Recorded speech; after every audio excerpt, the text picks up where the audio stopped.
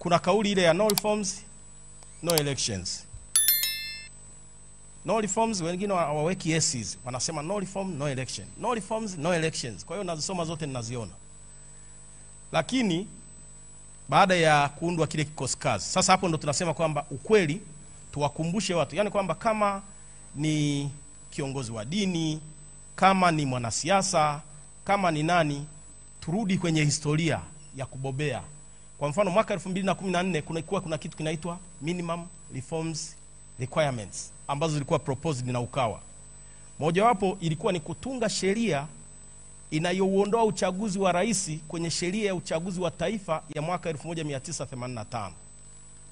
Mwaka 2004 imetungwa sheria ya uchaguzi rais, wa bunge na madiwani. Ukisema hivyo hujampigia debe mtu yeyote, bali unawaeleza kwamba hili dai la kwamba itungwe sheria limetekelezwa.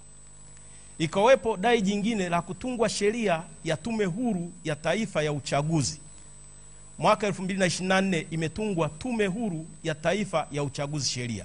Yapo maneno kwamba makamishina wamebaki wale wale. Ni kweli. Lakini ukiangalia jinsi walivyoingia na utaratibu wa kuwaondoa, ni ama serikali ingeomba Jumuiya ya Madola kuunda tume maalum ya kuwachunguza kuona kama wamepungukiwa sifa ndipo waondolewe.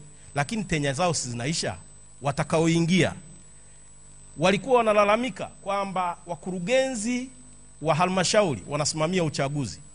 Imeondolewa kisheria, mkurugenzi wa halmashauri hasimamii uchaguzi. Sasa hili ni kosa kuwakumbusha kwamba hili limefanyika. Walikuwa wanalalamika kwamba wajumbe wa tume ni makada wa vyama.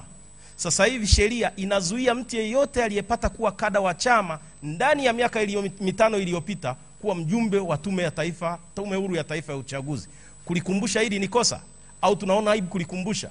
Haya, sheria ilikuwa inasema walikuwa wakilalamika kwamba rais anaweza kumteua yoyote kuwa mjumbe wa tume ya taifa ya uchaguzi. Sasa hivi ukisoma kuanzia kifungu cha 9 mpaka kifungu cha 14 kuna utaratibu wa kuomba kazi kuwa mjumbe wa tume huru ya taifa ya uchaguzi. Sasa tunaona aibu kusema kwamba hii imefanyika. Yaani sisi tusipokuwa custodian wa information alafu tukawa carried away na matukio, mwisho wa siku tutairisha jamii taarifa kwamba hakuna mabadiliko yaliyofanyika, lakini mabadiliko yamefanyika.